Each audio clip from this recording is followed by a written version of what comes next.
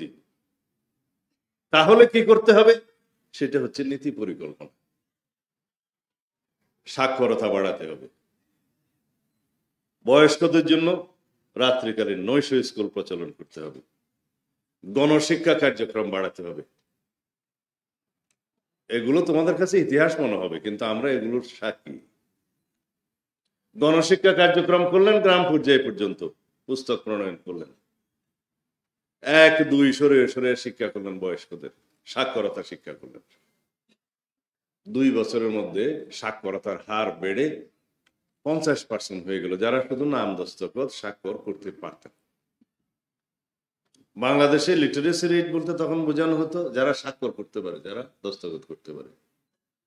প্রকৃতপক্ষে এটা শুধু খুশি করার জন্য, শুধুমাত্র সাক্ষরতা থাকলে, অক্ষর জ্ঞান থাকলে, 1-2 চিনতে পারলে যে পর্যায়ে পর্যন্ত পৌঁছানো যেত, সেই পর্যায়ে পর্যন্ত রাষ্ট্রপতি জিয়াউর রহমান 2 বছরের মধ্যে পরিকল্পনা করেছেন। গণশিক্ষা কার্যক্রম শহীদ রাষ্ট্রপতি জিয়াউর রহমানের পরবর্তী পর্যায়ে সামরিক শাসন আমলে, হুসেইন মোহাম্মদ এরশাদের আমলে বিলুপ্ত হয়ে গেল। আমরা এখন অনেকে গর্ব করে বলি বাংলাদেশে সাক্ষরতার হার 50-এর মতো, কেউ নিচে। একুরেট এটা কোনো পরিসংখ্যান নাই, কিন্তু যতদিন পর্যন্ত আমরা 100% লিটারেসি রেটের কাছাকাছি না যেতে পারবো প্রকৃত অর্থে, ততদিন পর্যন্ত আমাদেরকে এই সংগ্রাম চালিয়ে যেতেই হবে সরকারি। কারণ ওভারনাইট কোনো দেশে বৈপ্লবিক পরিবর্তন হয় না, আশা করাও যায় না। কিন্তু আমরা এখন যেটা যাচ্ছি সেটা বৈপ্লবিক পরিবর্তনের আশা, পরিকল্পনা, চিন্তা, এবং সেটা বাস্তব ভিত্তিক পরিকল্পনা প্রণয়ন। সেই জন্যই বলছি 31 দফাটা হচ্ছে নীতি, আর এগুলো হচ্ছে পরিকল্পনা, কর্মসূচি। সরকারি পর্যায়ে 4 ধাপে কাজ করা। ফ্রেমিং অফ পলিসি ফার্স্ট, সরকার নীতি ঘোষণা করবে যে আমরা অর্থনৈতিক মুক্তি চাই, আমরা চাই শতভাগ সাক্ষরতা, আমরা চাই শতভাগ শিশুরা স্কুলে যাবে। তাহলে কি করতে হবে? সেজন্য দেশনেত্রী বেগম খালেদা জিয়া করেছিলেন শিক্ষার বিনিময়ে খাদ্য কর্মসূচি। এইটা অন্তত আমাদের মনে হয় মনে আছে এই প্রজন্মের। সেটা পরিকল্পনা প্রণয়নের সময় আমি দেশনেত্রী বেগম খালেদা জিয়ার সহকারী একান্ত সচিব ছিলাম, ঘনিষ্ঠভাবে সেটা আমরা মনিটর করতাম। শিক্ষার মানে খাদ্যের বিনিময়ে শিক্ষা কর্মসূচি। বৈপ্লবিক পরিবর্তন সাধিত হলো দেশে। যেই মা বাবা তার সন্তানকে দারিদ্র্যের কারণে বিদ্যালয়ে পাঠাতেন না, অতি উৎসাহে তিনি পাঠাতেন তার ছেলেকে। আমার এলাকায় হয়েছে, যে ইউনিয়নে সেই কর্মসূচি চালু করেছি তার পার্শ্ববর্তী ইউনিয়নে নাই, ওখান থেকে ছেলেরা এসে, মেয়েরা এসে এখানে ভর্তি হয়েছে। পার্শ্ববর্তী ইউনিয়ন। বৈপ্লবিক পরিবর্তন হয়েছে। দেশনেত্রী বেগম খালেদা জিয়া এই কর্মসূচি এবং মেয়েদের জন্য অবৈতনিক শিক্ষা, বৃত্তি, উপবৃত্তি প্রদান, এই কর্মসূচি, এই দুইটা বিশ্বব্যাপী প্রশংসিত হয়েছে, গৃহীত হয়েছে সারা বিশ্বে। বিশ্বব্যাংক এগিয়ে আসলো, বললেন আমরা প্রকল্প সহযোগিতা দেব। প্রধানমন্ত্রী বললেন আমি দেশের টাকা দিয়ে এটা বাস্তবায়ন করব। সেজন্য তিনি দেখেন এগুলো যুগান্তকারী পদক্ষেপ। এগুলোর নাম কর্মসূচি পরিগ্রহণ। প্রথম হয় পলিসি ফ্রেমিং, দ্বিতীয়ত হবে programming, this is called programming. তারপরে হয় ইমপ্লিমেন্টেশনের জন্য প্রজেক্ট প্রণয়ন। প্রজেক্টটা প্রণয়ন করবো আমরা ইনশাআল্লাহ, সরকারে যদি যাই আল্লাহর রহমতে, জনগণের সমর্থনে, তখন আমরা প্রজেক্ট প্রণয়ন করব। এটাকে বলা হয় প্রকল্প। চতুর্থ ধাপের বিষয়টা হচ্ছে মনিটরিং এন্ড ইভ্যালুয়েশন, মানে প্রকল্পটা আমরা কিভাবে কার্যকর করলাম সেটা মনিটর করা, ইভ্যালুয়েট করা, ট্রায়াল এন্ড এরর করা, তারপরে সেটা সুষ্ঠুভাবে কাজ হচ্ছে কিনা সেটা পরিকল্পনা কমিশন দেখবে। কয় ধাপ? 4 ধাপ। প্রশিক্ষণ আসলে আমি দিতে চাইনি, এটা যেহেতু সবাই রাষ্ট্র পরিচালনা করবে ভবিষ্যতে, সেই জন্য কথাগুলো এখন বলা। বিএনপি আমরা দেশের মানুষের কাছে সমর্থন চাইছি, ভোট চাইছি। জনগণ আমাদের কাছে কি চায় তা তো আমাদের দিতে হবে। আমরা তো কেবল ধর্মের একটা ট্যাবলেট বিক্রি করতে চাই না। আমরা চাই জনগণের কল্যাণের জন্য, অর্থনৈতিক মুক্তির জন্য আমাদের সুষ্ঠু পরিকল্পনা কি আছে সেটা জনগণের সামনে রাখা। আমি কদিন এলাকাতে ছিলাম, এই প্রথমবারের মতো ক্যাম্পেইনে গেলাম, নির্বাচনী ক্যাম্পেইন। তা আমাকে বলছে যে আপনারা এই লিফলেট দিয়েছেন, লিফলেটের বিপরীতে আমাদের ওখানে আবার সেই লিফলেটের বিপরীতে ভোট চাওয়ার উল্টা পৃষ্ঠাতে 31 দফাটা দিয়েছে। তো বলে যে ভাই সাহেব, এই 31 দফা লম্বা চূড়া এত কেমনে বুঝবো, সহজ কথা বলেন। জনগণ বুঝতে চায়, এই সহজ করে আপনাদেরকে বলার জন্য এই 7টা, আজকে 8টা, এই সহজ করে বলার জন্য এগুলা। এখন নগরায়ন, আবাসন, ভূমির সুষ্ঠু ব্যবস্থাপনা ইত্যাদি কঠিন কঠিন শব্দ না বলে সহজ করে আপনারা এই কথাগুলো বলবেন লিফলেট। এগুলো হচ্ছে 31 দফার নির্যাস। সবাই বলে সহজ কথা যায় না বলা অতি সহজে, কিন্তু অতি সহজে বলার জন্য এটা। সেজন্য আপনাদেরকে প্রথমেই বলতে হবে, যারা বিনা কষ্টে জান্নাতে যেতে চাচ্ছে সেটার বাস স্টেশন কোথায় একটু আগে জেনে নেবেন। জনগণ এগুলো বোঝে। আমরা যা করছি তা হচ্ছে planning. Planning is half of the job. If you don't plan, you are planning to fail. ছাত্রদল বলে, ইংরেজিতে বললাম। কারণ যদি আমরা রাষ্ট্র পরিচালনার ক্ষেত্রে আগের থেকে পরিকল্পনা প্রণয়ন না করি, তাহলে আমরা ফেল করার জন্যই পরিকল্পনা করলাম। এখন এই কথাটা তো আমাদের ধর্ম ব্যবসায়ী বন্ধুদের উদ্দেশ্যে বলা হয়ে গেল না। তারা কেবলই বলছে যে এখানে একটু মার্কাতে ভোট দিলে তরতরাইয়া জান্নাত, তার আগে ইহকালে কিভাবে চলবে এর কোনো বক্তব্য নাই। কদিন আগে অবশ্য খুলনাতে এক বন্ধুকে যোগদান করিয়েছে, আমি অবশ্য এর বেশি বলবো না। তারাও এখন একই কথা বলছে আর কি, বলছে আচ্ছা এর বেশি বলা ঠিক হবে না বোধহয়। মানে যেই দলের কোনো নীতি আদর্শ নেই, কোনো পরিকল্পনা নাই, শুধুমাত্র ধর্মের নামে একটা ট্যাবলেট বিক্রি করে জনগণের সাথে প্রতারণা করার পরিকল্পনা করছে, তাদেরকে জনগণ ইতিমধ্যে চিনেছে, তাদের মুখোশ উন্মোচিত হয়েছে। আমরা বাংলাদেশ জাতীয়তাবাদী দল, যিনি সৃজন করেছেন, প্রতিষ্ঠা করেছেন শহীদ রাষ্ট্রপতি জিয়াউর রহমানের রাজনৈতিক জন্ম থেকে তার শাহাদত বরণ পর্যন্ত, এবং দেশনেত্রী বেগম খালেদা জিয়ার রাজনীতিতে পদার্পণ থেকে আজ পর্যন্ত আমাদের অহংকার, আমাদের তারুণ্যের অহংকার আমরা বলি আমাদের নেতা জনাব তারেক রহমানের রাজনৈতিক সংগ্রামের ইতিহাস এখন পর্যন্ত। এই 3টা বিশ্লেষণ করলে 5 মিনিটের মধ্যে বাংলাদেশ মানেই বাংলাদেশ জাতীয়তাবাদী দল। আমি বলেছি গণতন্ত্রের বিকল্প নাম, অপর নাম হচ্ছে বিএনপি। এই কথা বলা যাবে না, কারণ দেশের স্বাধীনতা ঘোষণা দিয়েছিলেন আমাদের দলের প্রতিষ্ঠাতা তৎকালীন মেজর জিয়াউর রহমান। তিনি 1975 সালে প্রায় চিন্তায়কৃত গণতন্ত্রকে পুনরুদ্ধার করছেন সিপাহী জনতার বিপ্লবের মধ্য দিয়ে 7ই নভেম্বর। আবার শহীদ রাষ্ট্রপতি জিয়াউর রহমান, তখন তিনি সেনাপ্রধান। তারপর 1979 সালে প্রাতিষ্ঠানিকভাবে 4র্থ সংশোধনী বাতিল করে 5ম সংশোধনের মধ্য দিয়ে এই দেশে বহুদলীয় গণতন্ত্রের রচনা, প্রচলন করেছিলেন শহীদ রাষ্ট্রপতি জিয়াউর রহমান। সেই 5ম সংশোধনী আমাদের সবাইকে জানতে হবে বাংলাদেশের মূল ভিত্তি রচনা হয়েছে সেদিন, বাংলাদেশের দ্বিতীয় জাতীয় সংসদের সম্ভবত তৃতীয় অধিবেশন, খুব সম্ভবত। সেদিন বাংলাদেশে আইনের শাসন প্রতিষ্ঠা করা হয়েছে। বাকশালে ছিল রাষ্ট্রপতি বিচারপতিদের নিয়োগ করবেন, বরখাস্ত করবেন, বাতিল করবেন, সব ক্ষমতা রাষ্ট্রপতি।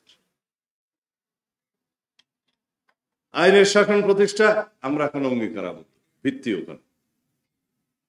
সুপ্রিম জুডিশিয়াল কাউন্সিল প্রতিষ্ঠা করে আজ পর্যন্ত সেটা বহাল আছে। মাঝখানে হাসিনা অবশ্য বাতিল করে দিয়েছিল 16তম সংশোধনের মধ্য দিয়ে। আবার পিতার সেই সংশোধনে নিয়ে আসছিল পার্লামেন্টের মাধ্যমে বিচার বিভাগের যে কাউকে বরখাস্ত করা যাবে। যাই হোক, এগুলো আপনারা সংক্ষিপ্তভাবে বলবেন।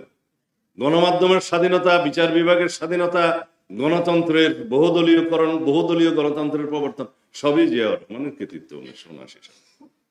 তারপরে দেশীয় বিদেশীয় ষড়যন্ত্রের কারণে শহীদ রাষ্ট্রপতি জিয়াউর রহমানের শাহাদত বরণ করতে হলো। তারপরে শুরু হলো দেশনেত্রী বেগম খালেদা জিয়ার রাজনীতিতে আগমন, এদেশের গণতন্ত্রের পুনরুদ্ধারের জন্য লড়াই সংগ্রাম করতে করতে স্বৈরাচার সামরিক শাসন বিরোধী আন্দোলনে বিজয়ী হয়ে 1991 সালে এদেশে সংসদীয় পদ্ধতির রাজনীতি চালু করল, সরকার পদ্ধতি চালু করল। সেই কৃতিত্ব বিএনপির। 1996 সালে জনগণের দাবিতে আমরা গ্রহণ করলাম, সেই সংসদে আমিও একজন সদস্য ছিলাম, সংসদ সদস্য। 1996 সালে আমরা তত্ত্বাবধায়ক সরকার পদ্ধতি প্রচলন করলাম।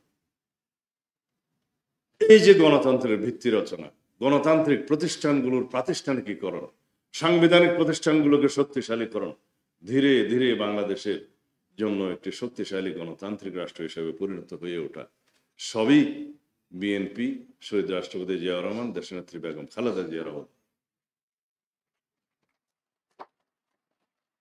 তার পরবর্তীতে ইতিহাস পাল্টে দেয়া, আবারও বাকশালের মতো একদলীয় শাসন ব্যবস্থা এবং রাষ্ট্র ব্যবস্থার খায়েশ পূরণ করার জন্য মুজিবের কন্যা হাসিনা ফ্যাসিবাদী শাসন ব্যবস্থা কায়েম করল।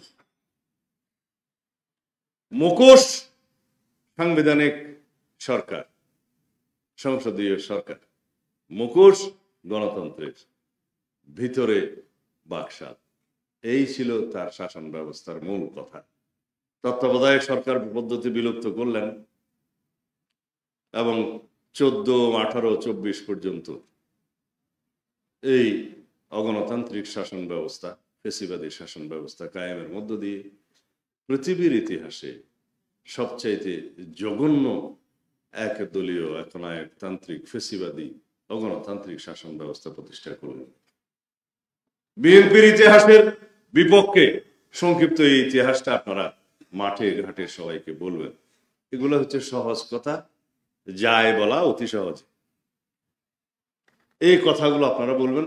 জনগণ বেশি ইতিহাস চায় না। আমাকে যখন জিজ্ঞেস করছে, ভাই সাহেব 31 দফা 1 থেকে 31 পর্যন্ত কে পড়বে, কতজন পড়বে?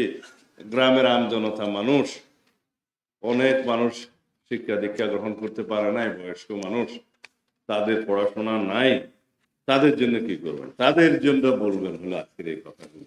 কৃষককে বলবেন এই কৃষক কার্ড, এটা থাকলে বলবেন আপনি কৃষি ঋণ পাবেন সহজে, সার বীজ পাবেন ন্যায্য মূল্যে, বিনামূল্যে অন্য সেবা পাবেন, কৃষকের সমস্ত তথ্য পাবেন, আবহাওয়া তথ্য পাবেন, সবকিছু পাবেন, এই একটা টেলিফোন ফ্রি। ফ্যামিলি কার্ড, মা বোনদের কাছে গিয়ে বলবেন যে পরিবারের, আমরা বলি নারীর ক্ষমতায়, এটা তো শুধু বক্তৃতার মতো বললে হবে না, নারী বুঝতে হবে যে তার আসলে ক্ষমতা আছে। তখন বলবেন যে এই ফ্যামিলি কার্ডটা হচ্ছে আপনার ক্ষমতা, এই পরিবারের আপনি প্রধান, এই ফ্যামিলি কার্ড যদি আপনার থাকে, এই পরিবারের মধ্যে আপনার নিরাপত্তা 1 নম্বরে থাকবে। জামাই বাবু খুব সহজে তাকে বকাশকা করতে পারবে না অন্যায়। বলে যে এই ফ্যামিলি কার্ডটা হচ্ছে আপনার ক্ষমতা, এটাই আপনার ক্ষমতায়ন, এটার মালিক আপনি। বিনামূল্যে চাল, ডাল, নিত্য প্রয়োজনীয় দ্রব্যাদি একটা নির্দিষ্ট অঙ্কের আপনি প্রতি মাসে পাবেন। আপনার ফ্যামিলি নিয়ে, সংসার নিয়ে টানা পোড়ান করতে হবে না। এটা হচ্ছে ক্ষমতায়ন। পাশাপাশি কি সোশ্যাল সিকিউরিটি যেটা নিরাপত্তা, সেই নিরাপত্তার মালিক কে? সেই ভদ্র মহিলা যিনি পরিবারের প্রধান। তাহলে কার্ডটা এখানে নারী উন্নয়ন, হ্যাঁ উন্নয়ন শব্দটা বলছি, নারী উন্নয়ন মানে তখন তাকে বলতে হবে যে আপনার সন্তানদেরকে আপনি উন্নত মানের শিক্ষা দিতে পারবেন, উন্নত মানের শিক্ষা দিতে পারবেন, সে আপনার জন্য, দেশের জন্য, সমাজের জন্য, পরিবারের জন্য সম্পদ হবে। এটাই হচ্ছে ডেভেলপমেন্ট। তাহলে এই মা বোনদেরকে তিনটা কথা বলুন: আপনার সামাজিক নিরাপত্তা, আপনার ক্ষমতায়ন এবং আপনার উন্নয়ন, আপনার পরিবারের উন্নয়ন, তার মূল চাবিকাঠি হচ্ছে এই ফ্যামিলি কার্ড। এই সহজ কথা বলা যাবে না। আমি সব মাস্টার ট্রেনাররা কিভাবে ট্রেনিং দেবে জানি না, আমি তো একটু আম জনতা মানুষ, তো আমরা, আমার রিজভি ভাই বলতেছিলাম আমরা তো একটা আম জনতা মানুষ। আমি বললাম যে আমদের সাথে যদি আমভাবে কথা না বলা হয়, ইংরেজিতে কথা বলা হয়, তাহলে কাম হবে না। আমাদের দেশে একজন চেয়ারম্যান সাহেব ছিল, তো সে ওই জনগণকে তার মাহাত্ম্য বোঝানোর জন্য মাঝে মধ্যে ইংরেজি বলত। তো তার কিছু মুসাহেব ছিল পাশে, বলতো যে বাহ বাহ, কিন্তু জীবনে তার কথা পাবলিক বুঝে না। এখন আমরা পাবলিককে বোঝানোর এই সহজ বাজাগুলো বলতে হবে, যে নারীকে বলতে হবে ক্ষমতা, নিরাপত্তা এবং উন্নয়ন, তিনটার চাবিকাঠি ফ্যামিলি কার্ড। ফ্যামিলি কার্ড আজকাল সবাই বুঝবে, না বুঝলে বলবেন যে এটা পারিবারিক কার্ড, একটা কিছু বলে। তারপরে আমি মনে হয় বেশি বলতেছি, অসুবিধা থাকলে বলে দিও।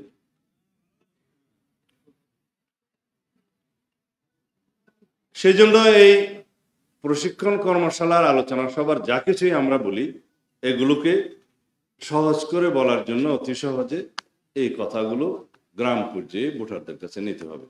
বলতে হবে আমরা এই ইহকালে দিন দুনিয়াতে আপনাদের উন্নয়নের জন্য, এবং বলতে হবে অর্থনৈতিক মুক্তির জন্য, সমগ্র দেশের সকল জনগণের অর্থনৈতিক সামর্থ্য বৃদ্ধির জন্য আমরা এই পরিকল্পনা নিয়েছি। আমরা যদি ওখানে যেয়ে বলি যে শিক্ষাই জাতির মেরুদণ্ড, সবাই মুখস্থ করবে, কিন্তু আসল মেরুদণ্ড সোজা করতে হবে কৃষকের। শিক্ষার মাধ্যমে জাতির মেরুদণ্ড নির্মিত হবে, শক্তিশালী হবে, কিন্তু কৃষকের মেরুদণ্ড যদি দুর্বল হয় সে হাঁটতে পারবে না, যেতে পারবে না।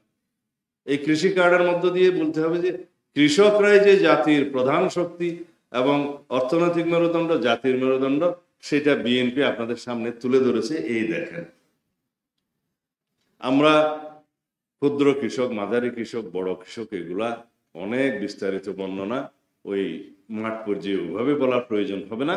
বলবেন যে সকল কৃষকই এটা পাবে পর্যায়ক্রমে, আগে প্রান্তিক কৃষকরা পাবে, ক্ষুদ্র কৃষকরা পাবে, সহায়তা পাবে, এটা সরকারি পরিকল্পনায় জানতে পারবে। অত বিস্তারিত না বলে গ্রামের মধ্যে বলতে হবে এই কৃষি কার্ড কৃষকের মুক্তির সনদ। কি বলবেন?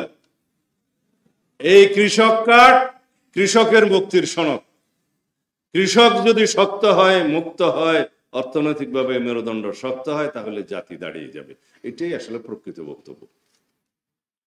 স্বাস্থ্য কার্ডের কথা ডক্টর জিয়া বলবে, কিন্তু আমরা রোগী হিসাবে একটু বলি, আমরা রোগী হিসাবে সরকারি হাসপাতালে কি কেউ যেতে স্বাচ্ছন্দ্য বোধ করি? এক কথাই বলেন তো। কিন্তু এই স্বাস্থ্য কার্ড প্রচলনের পরে সবাইকে বলতে হবে আপনি খুশি মনে সরকারি হাসপাতালে যাবেন, কারণ আপনার এই নিরাপত্তা দিবে এই স্বাস্থ্য কার্ড। এটা থাকলে ডাক্তার সাহেবরা কোনো হাসপাতালে আপনাকে বিনা চিকিৎসায় ফেরত দিতে পারবেন। এবং আমরা একবার চিন্তা করছিলাম সংবিধান সংস্কার করার সময় যে স্বাস্থ্য সেবা এটাকে মৌলিক অধিকারের অন্তর্ভুক্ত করা যায় কিনা, শিক্ষাকে মৌলিক অধিকারের অন্তর্ভুক্ত করা যায় কিনা, সেটা দীর্ঘ আলোচনা, এই প্রশিক্ষণ আমি এখানে দেব না। কারণ মৌলিক অধিকারে যদি কোনো কিছু অন্তর্ভুক্ত হয়, এটা সাংবিধানিক ভাষা হচ্ছে যে state must ensure that fundamental right through enforcement of law. মানে হচ্ছে যেটাই মৌলিক অধিকার অন্তর্ভুক্ত হবে, রাষ্ট্রকে সেটার শতভাগ নিশ্চয়তা বিধান করতে হবে, যেটা পরিপূরণ করতে হবে। আমরা সেই পর্যায়ে অর্থনৈতিকভাবে এখনো উন্নীত হইনি। সেজন্য আমরা কর্মসূচি পরিকল্পনার মধ্য দিয়ে এটাকে রাষ্ট্রীয় মূলনীতিতে নিয়ে এসেছি। মূলনীতিটাতে রাখলে রাষ্ট্র ক্রমান্বয়ে তার ফিনান্সিয়াল অ্যান্ড কালচারাল যে রাইট সেটা এনশিওর করবে সাংবিধানিকভাবে। তোমাদের সবাইকে তো পর্যায়ক্রমে সংবিধান জানতে হবে, বুঝতে হবে, জনগণকে বলতে হবে, প্রতিনিধিত্ব করতে হবে। এটা হচ্ছে যে সহজ ভাষায় সংবিধান শিক্ষা। যদি কোনোদিন সময় হয় এভাবে মজলিস মাহফিল ডেকে আমরা আমাদের এই মাস্টার ট্রেনারদেরকে সহজ ভাষায় সংবিধান শিক্ষা দেবো ইনশাআল্লাহ। বিএনপির সাথে তখন কেউ পারবে? সারা দেশে যারা বয়ান দিচ্ছে যে জ্ঞান ভিত্তিক, প্রযুক্তি ভিত্তিক, মেধা ভিত্তিক রাজনীতি করতে হবে, আসলে চর্চা কি আমরা করছি? চর্চা করতে গেলে এইভাবেই দিতে হবে।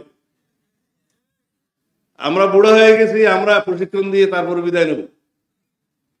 বিএনপিকে এমন ভাবে জ্ঞান ভিত্তিক, মেধা ভিত্তিক, প্রযুক্তি ভিত্তিক রাজনীতির চর্চা করতে হবে যাতে করে অন্য কোন সংগঠন ধারে কাছেও না আসতে পারে। শুধুমাত্র গুলিস্তান থেকে পুরানা পল্টন মানি না স্লোগান দিলে হবে? যখন বিরোধী দলেও থাকবো আমরা, তখনও আমাদেরকে জ্ঞান ভিত্তিক এই সমস্ত সংগ্রাম করতে হবে, যুদ্ধ করতে হবে, ফাইট করতে হবে।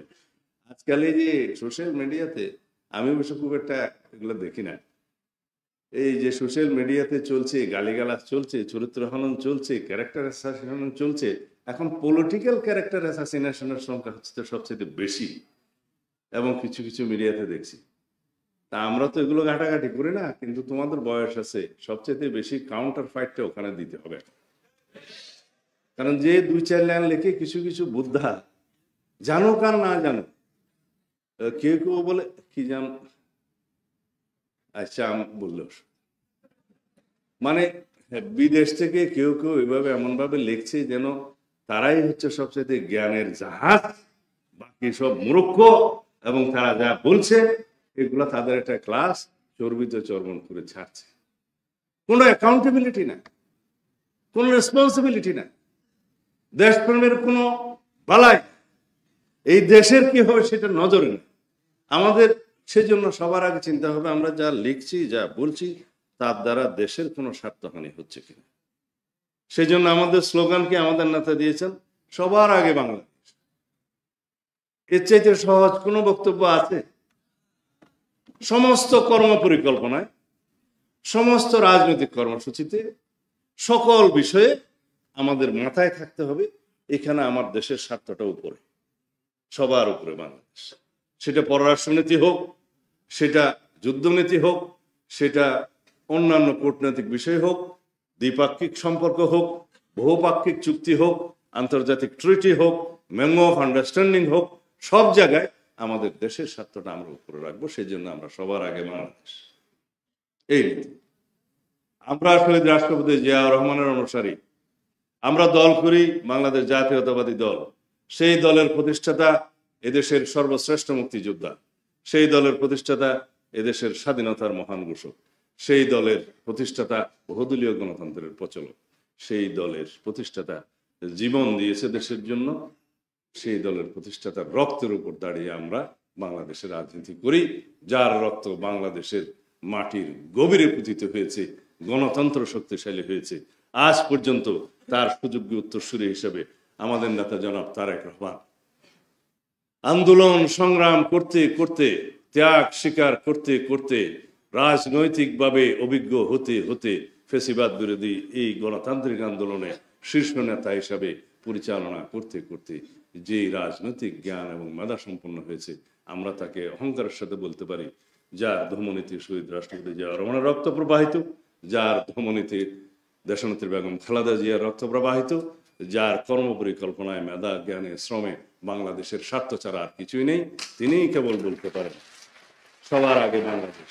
আমরা সেই সবার আগে বাংলাদেশ প্রতিষ্ঠা করি, গণতন্ত্রকে শক্তিশালী ভিত্তির উপরে আমরা কায়েম করি, গণতান্ত্রিক প্রতিষ্ঠানগুলো শক্তিশালী ভিত্তির উপর নির্মাণের মধ্য দিয়ে, সাংবিধানিক প্রতিষ্ঠানগুলো শক্তিশালী ভিত্তির উপর নির্মাণের মধ্য দিয়ে কেবলই বাংলাদেশের শক্তিশালী গণতান্ত্রিক আগামী রাষ্ট্র নির্মাণ হতে পারে, সাম্য এবং ন্যায় বিচার ভিত্তিক বাংলাদেশ বিনির্মাণ হতে পারে।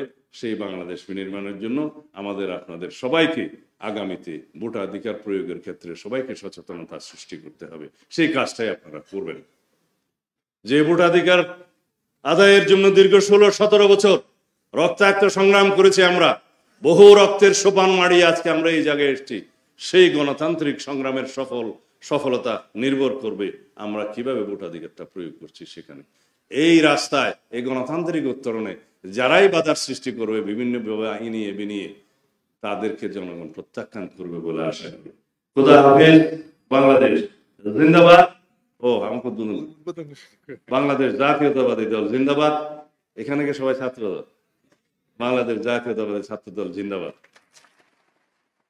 আমি আমার এই বক্তব্যের মধ্য দিয়ে আজকের এই মহান কর্মসূচির শুভ উদ্বোধন ঘোষণা করলাম।